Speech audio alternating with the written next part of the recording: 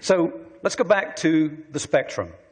As I said, product promoting company, problem solving company. And I said we'd talk a little bit about the sweet spot. Show of hands, who knows Gary Vaynerchuk? Everybody follow him on Twitter? He's very loud, very crude, very entertaining, but he's a really good thinker. And he wrote this book about 8 years ago. It's still on my nightstand, called Jab, Jab, Jab, Right Hook. And what he's talking about is jab, jab, jab is the content to draw the customer towards you. Engage that customer. Show them that you can help solve problems. Right hook, and then drop in a product message. Once you've got their trust, once you've earned their credibility that you can help them solve their problems, then you're perfectly entitled to start talking about your products. And so in the book, as the title almost suggests, it's sort of a 3-to-1 ratio. Jab, jab, jab, right hook. So it's about a 75-25 ratio. If we just go back to the stats for a second, here you can see it's sort of 80% everything else and 20% content. What Gary Vaynerchuk says is flip that around if you're looking for a simple answer to this, okay? 80% of what you put out should really be, if you think about it, 80% of what this set of numbers shows is really focused on the company, and less than 20% is focused on the customer. And what Vaynerchuk says is flip it around. 80% of what you put out there should really be about the customer, and 20% should be talking about you and your products, and you'll have better results, and he proves it in the book. So, give you some examples. This is a video made by RS in the UK, along with some of their component partners, Panasonic, Pi, and a few others. And it's a demonstration, really, of sort of creativity in this idea of having a problem-solving culture. It's not just all about white papers and application notes. Those are very important. But in this video, they took a Superman doll and a weather balloon attached to it, and they floated it up to the edge of the atmosphere. Well, let's watch the movie.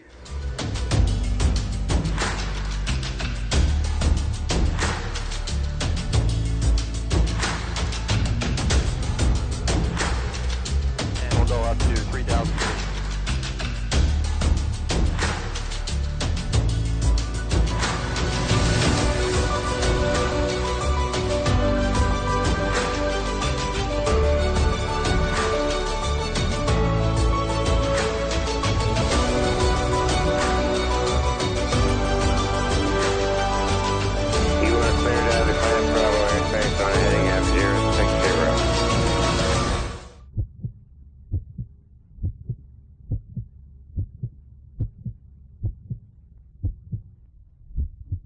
Quebec ready to go, 10 November.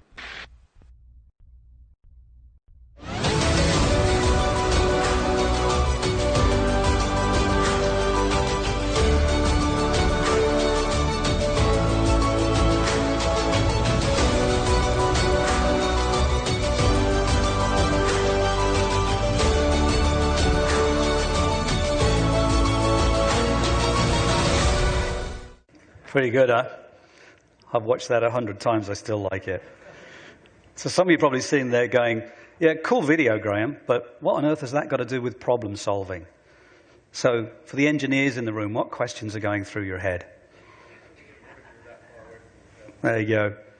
What components did they use at that temperature? How did they build a communication system? How did they handle the video system? So this isn't an application note. It's not a white paper. The message, I think very cleverly, that RS has done is send a message to their audience that we love solving problems.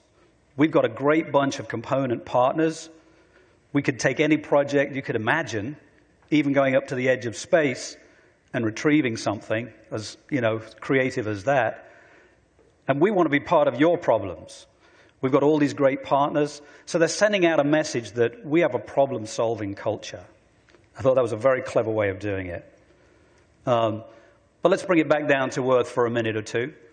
So Schaffner, who make EMI filters, in 2016, they had growth of just under 5%. At the end of 2016, They made a very conscious and deliberate decision that they were going to move away from a purely product-focused marketing strategy and move towards a customer problem-solving strategy.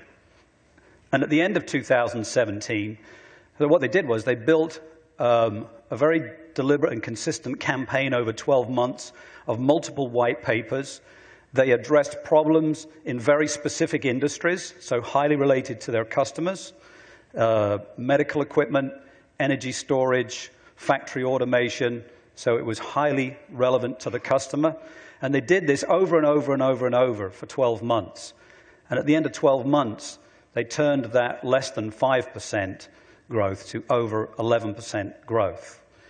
And in 2018, that 11% went to 25%. I want to say a quick thank you to Ken Bolero for allowing us to share those statistics with you today. But that's what a consistent, deliberate approach to solving customers' problems can do. Directly affected the top line and significantly the bottom line.